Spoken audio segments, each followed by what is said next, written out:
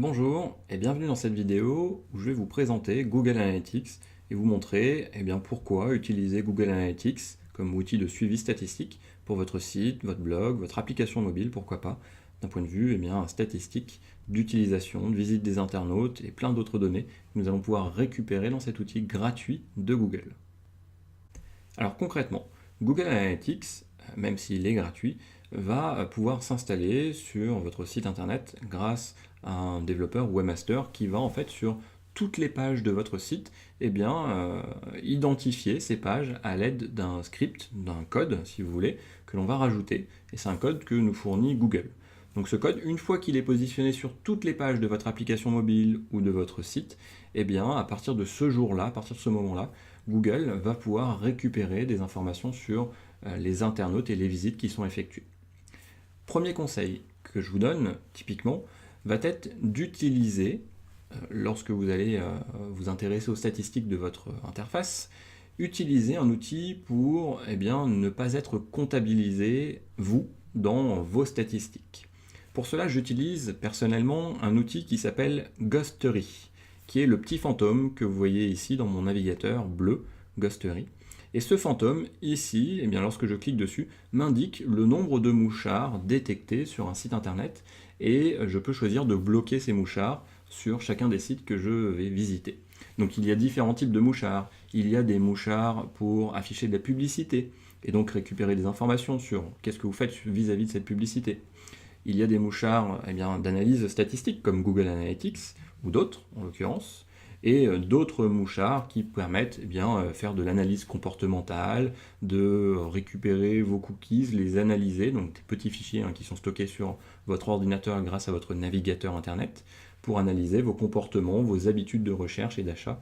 Et même si ces cookies peuvent être réinitialisés au bout de 30 jours, 60 jours en fonction des paramètres, les sites ont matière à récupérer ces informations pour apprendre à connaître leurs utilisateurs, leurs internautes.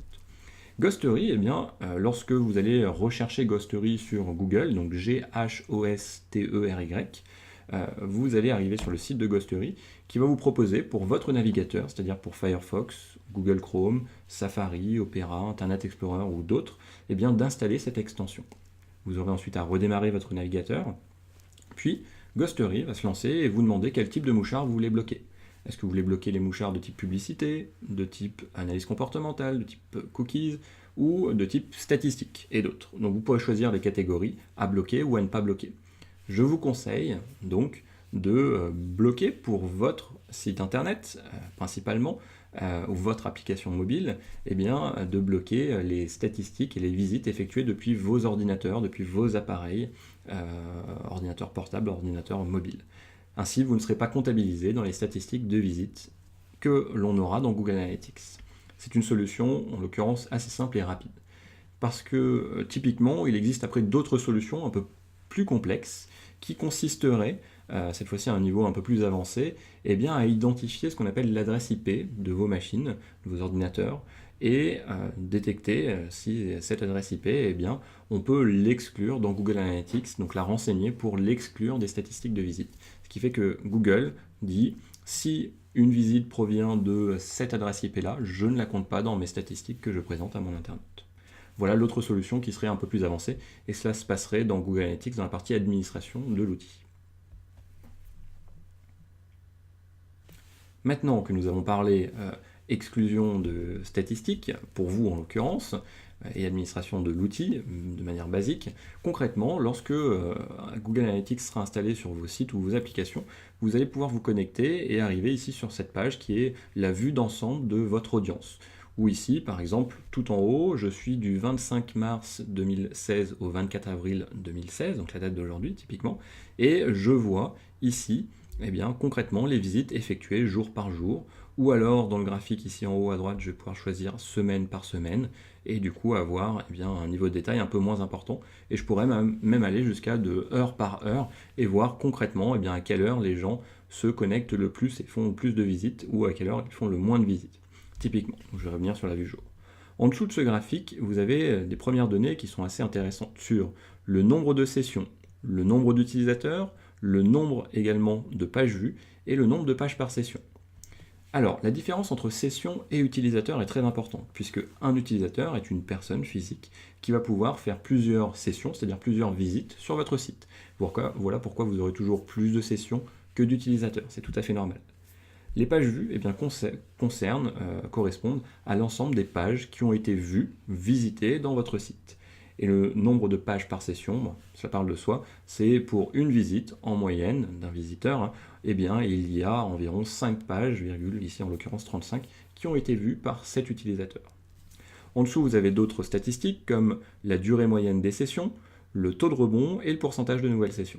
Donc durée moyenne des sessions, la durée en minutes des visites sur votre site sur cette période-là. Le taux de rebond.